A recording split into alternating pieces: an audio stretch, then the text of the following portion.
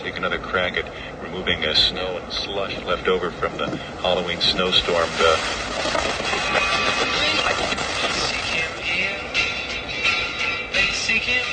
Minneapolis. We were looking for clues and listening to a few people who had met him and worked with him.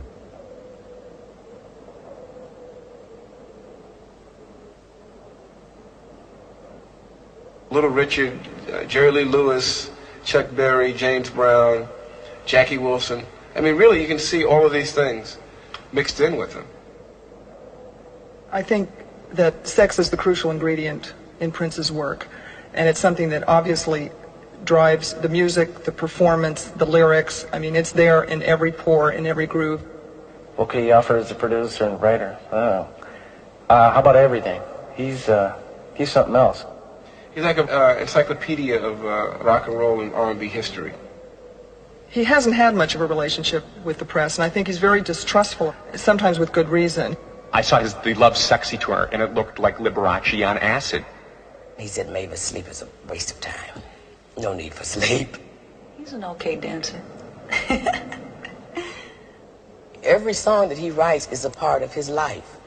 You know, so actually, Prince is sharing with the public his life through his song. Ah, the Electric Man. Why the enigma? He profited by building a mystique from the beginning. He's weird, he's a boy, is he a girl, is he black, is he white, all that kind of stuff. That was really good stuff, drew us in, made us listen to the music more closely.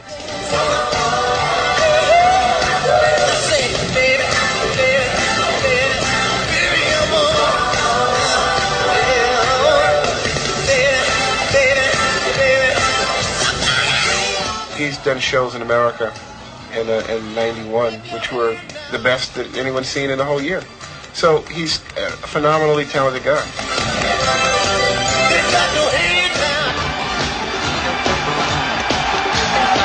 I think one of the biggest compliments I ever had, I was talking to a very well-known manager of other artists who happens to be based in L.A. and ran into him one day.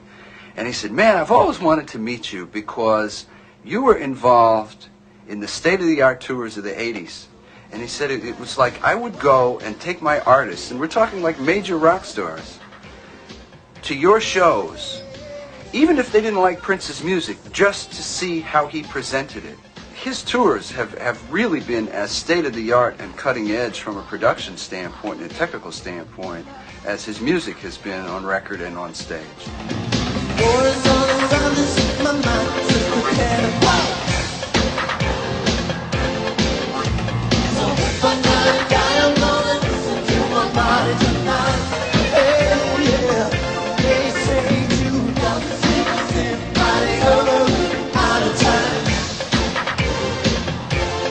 So tonight, gonna party like it's 1999. Television's probing eye had not penetrated Paisley Park before. Access was usually for journalists only. He's often been faulted for making what seemed at the time to be very erratic decisions, like to build a $10 million recording studio in the middle of Minneapolis. To most people in the music industry, when he built it, it seemed insane. They thought he was building his own personal Graceland, sort of a playpen for himself. And even if he wasn't, there was no way this was going to make money. It just seemed ludicrous, and it seemed likely that this would bankrupt him.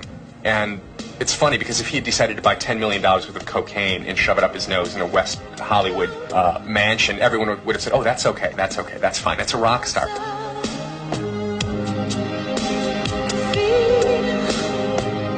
What you've been dying for.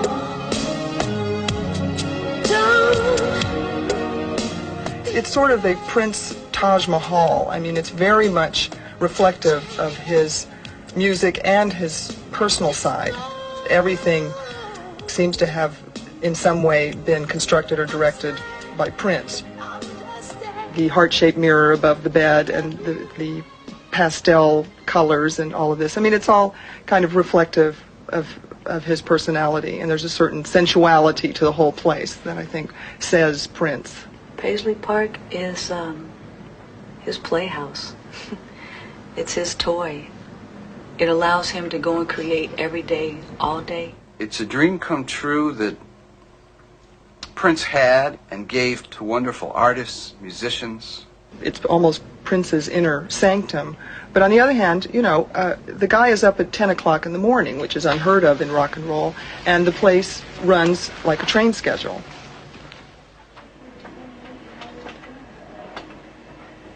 The impression I walked away with that struck me the most was that it is a seamless fantasy, that the seamless pop star, in that you never see Prince not being Prince. He is completely dressed to the nines, smelling heavenly, carrying on with this regal air all the time, day and night.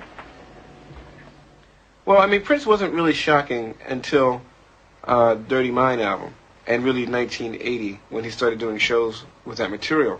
Up until then, the first two albums, He was, wow, okay, here's a really talented brother coming out with a new sound and so on and so on. But he really didn't lock for me until, like so many people, like until the Dirty Mind album. Songs like I Want to Be Your Lover, Soft and Wet, stuff like that, had its own personality, but still it was in the tradition of a lot of things that were going on at that time. There was a part of me that kind of said, well, let me wait and see what this guy's like on stage before I make a decision. To see a kind of a very hip songwriter, singer-songwriter type, plays keyboards, whatever. And we saw basically a dangerous kind of rock and roll. It was if Hendrix or Santana met Smokey Robinson. I mean, he sang in his falsetto, which was a great soul tradition. At the same time, he was playing hellified rock guitar. He was walking around on stage in high-heel, sort of suede, I think high-heel suede boots, I think. And he had like this black bikini underwear. Hey, what the hell was that? And so one song he'll go over, and he'll be rubbing up against Andre Simone in a very sexual manner. These two guys rubbing up. And then he'll run over and start kissing and tongue the keyboard player. I mean, we weren't ready for this. Man, oh man, I want to work for this guy. I want to be part of this. This is going to be large. This is going to be here for a while. This is exciting music that really hits me where I live. It's going to work. And this is a train I want to get aboard because this ride is going to be fantastic and it's going to be a long one. The moment that I'll never forget was when he did Head. And, I mean, literally people were falling out of their chairs.